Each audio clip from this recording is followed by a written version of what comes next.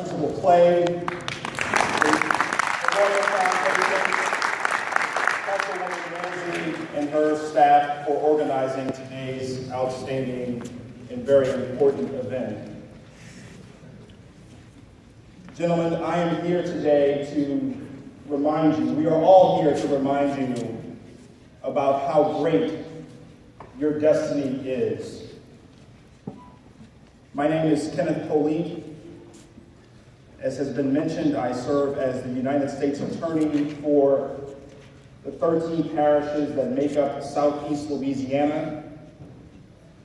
That makes me the top federal law enforcement officer in our entire community.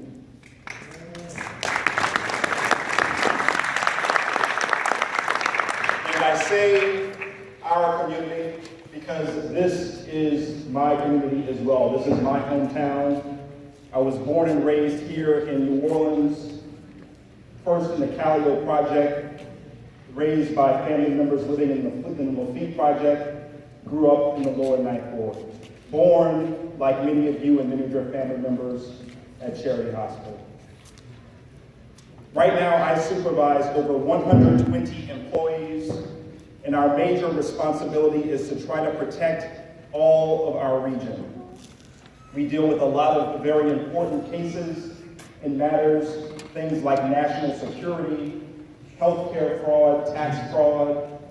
One of our most important priorities, and frankly my most important priority, is trying to address drug trafficking and those that use violence to enforce their drug trafficking activities.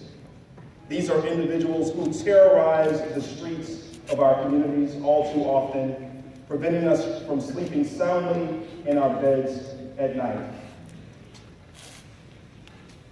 Like many of you,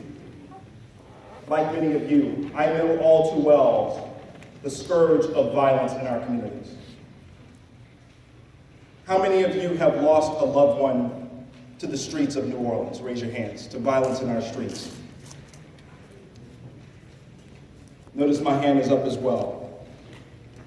I lost my brother at age 23 to the streets of New Orleans. And his death was the fundamental reason why I became a federal prosecutor in the first place.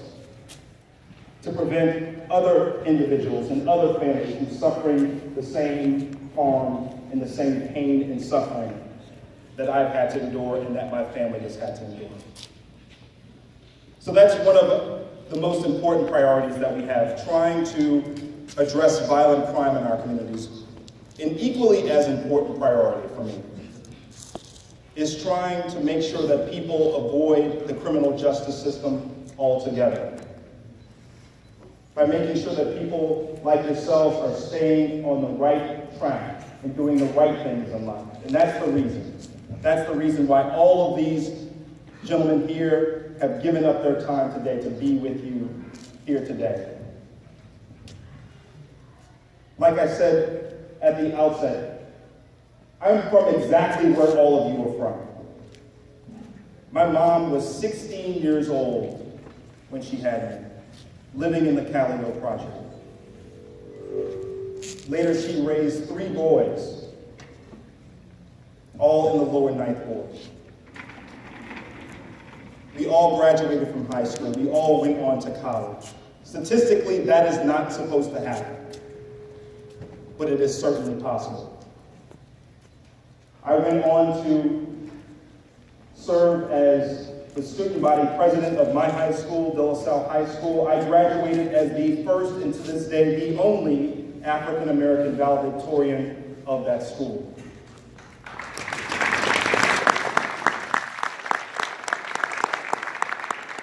I went on to Harvard University.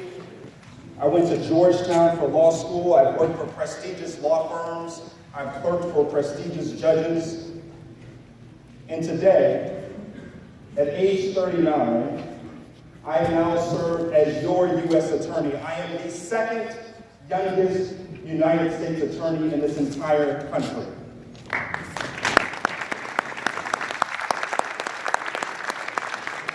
And I remember And I remember sitting in meetings just like this in high school, in elementary school, in auditoriums just like this, and listening to people tell me that everything was possible and that anything was possible. Gentlemen, listen to me when I say this. Anything you put your mind to is possible. You can do this, you can do so much more in the world. And there is no reason for you to wait to start becoming agents of change in your families, in your school, in your communities. You see, I know all too well that many of the problems in our communities, many of the problems in your neighborhoods, you didn't create those problems. But I also know that regardless of your race, regardless of your gender,